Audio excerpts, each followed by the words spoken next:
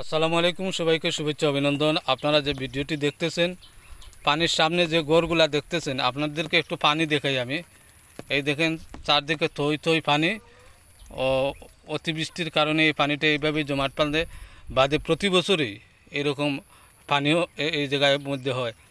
কিন্তু আমার কথা হলো, এই যে গোরগুলো, এগুলো হলো আশ্রয়ণ প্রকল্প 2 রামচন্দ্রপুর 1 নং রহিমপুর ইউনিয়নের।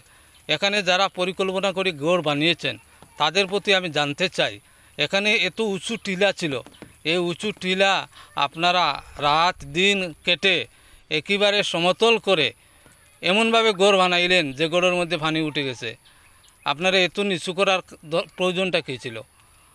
এত উঁচু টিলা ছিল, আপনারা এই উঁচু টিলা দিন রাত 24 ঘন্টা মাটি কেটে আপনারা কিন্তু কী করলেন, এই গোরগুলা বানাইলেন। বানিয়ে কি মানুষগুলা কি ফায়দাটা পাইতেছে? এই প্রতি বছর যেভাবে এইভাবে অতিবৃষ্টি হলে মানুষগুলা এই পানির মধ্যে ভোগান্তির মধ্যে পড়বে। আমার মনে হয় এটা পরিকল্পনাটা ঠিকমতো করা হয় নাই, যার কারণে এই মানুষগুলা এইভাবে এই প্রতি বছরই পানিবন্দী হইতে হইবে। তো সবাই ভালো থাকবেন, সুস্থ থাকবেন। ধন্যবাদ সবাইকে।